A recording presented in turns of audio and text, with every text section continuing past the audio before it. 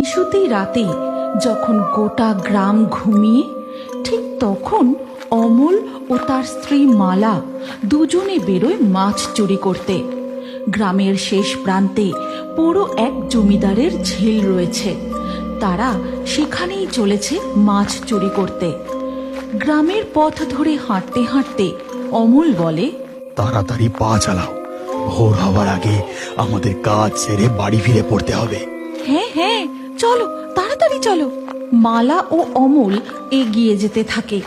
এমন সময় মালা হঠাৎ শুনতে পায় কে যেন সাইকেল চালিয়ে তাদের দিকেই আসছে। মনে হয় এদিকে কেউ আসছে, আমাদের সঙ্গে মাছের হাঁড়ি জাল রয়েছে। এই অবস্থায় দেখে ফেললে কেলেঙ্কারি হবে। চলো আমরা ওই দিকটায় বাঁশ বাগানে গিয়ে লুকিয়ে পড়ি। তারা দুজন তৎক্ষণাৎ গ্রামের রাস্তা ছেড়ে পাশের বাঁশ বাগানের মধ্যে ঢুকে যায়। আর তারা লুকিয়ে দেখে এক গোয়ালা শহর থেকে দুধ বিক্রি করে মাঝ রাতে বাড়ি ফিরছে। শোনো গিন্নি, গ্রামের এই খোলা রাস্তা দিয়ে জমিদার ঝিলে মাছ চুরি করতে যাওয়াটা মনে হয় ঠিক হবে না। আমরা বরং মাঠের রাস্তাটা ধরি। এই বাঁশ বাগানটা টপকালেই ফাঁকা মাঠ, তারপর ওই জায়গাটা পার করলেই আমরা পৌঁছে যাব। বাঁশবাগানের পথ ধরে হাঁটতে হাঁটতে মালা জিজ্ঞাসা করে, তুমি বললে বাঁশবাগানের পর ফাঁকা মাঠ পড়বে, তারপর ওই জায়গাটা পার করলে, তা ওই জায়গাটা মানে তুমি কি ভূষুণ্ডির গোভাগাড়ের কথা বলছো নাকি গো? ওই জায়গাটা তো বড়ই ভয়ঙ্কর। রাত বিরেতে ওই দিকে যাওয়াটা কি ঠিক হবে? আরে কিছু হবে না, এই রাস্তাটাই বরং চুরি করতে যাওয়ার জন্য উপযুক্ত রাস্তা। কেউ টেরটুকুও পাবে না। এরপর তারা ফাঁকা মাঠের উপর দিয়ে যেতে থাকে। নিশুতি রাতের জ্যোৎস্না আলোয় চারিদিকটা ঝলমল করছে। মাঠের আশেপাশে দুটো একটা তাল গাছ মাথা উঁচু করে দাঁড়িয়ে আছে।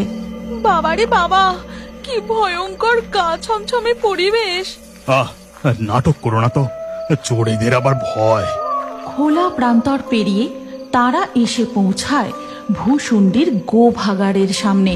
ভাগাড়ে প্রবেশ করার মুখে একটা বড় ফলকে সাবধান বাণী লেখা রয়েছে। সেটা দেখে মালা একবার পড়ে নেয়। সাবধান, গোভাগাড়, সন্ধ্যা 6টার পর প্রবেশ নিষেধ। অমল ও মালা গোভাগাড়ের মধ্যে দিয়ে হেঁটে যেতে থাকে। আশেপাশে হাড়গোড় পড়ে রয়েছে, কোথাও কোথাও সদ্য চাপা দেওয়া মাটির ঢিপি। এমন সময় ভাগাড়ের মধ্যে দুটো শিয়াল খুব জোরে ডেকে ওঠে।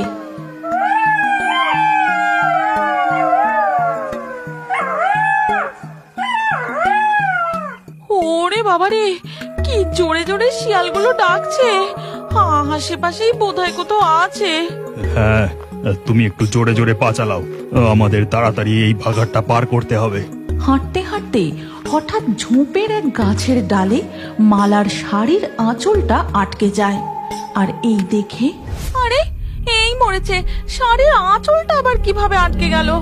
মালা আঁচলটাকে টেনে ছাড়ানোর চেষ্টা করে, কিন্তু তখনই আঁচলের এক টুকরো কাপড় ছিঁড়ে ঝোপের ডালে আটকে যায়। সেটা মালা আর খেয়াল করে না। সে আঁচল ছাড়িয়ে নিয়ে এগিয়ে যায়।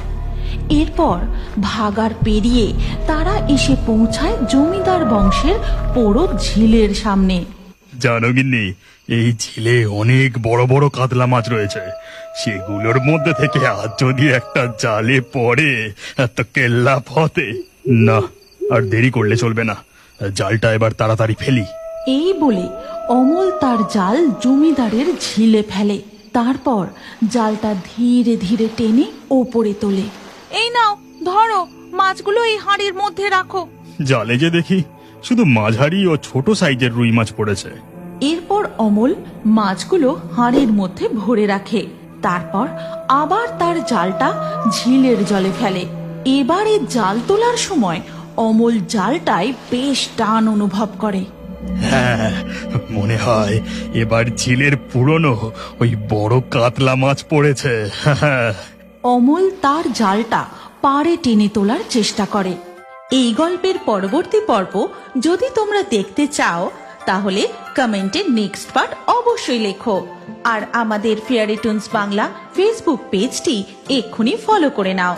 এই গল্পটি ভালো লাগলে লাইক দিয়ে শেয়ার করে দাও।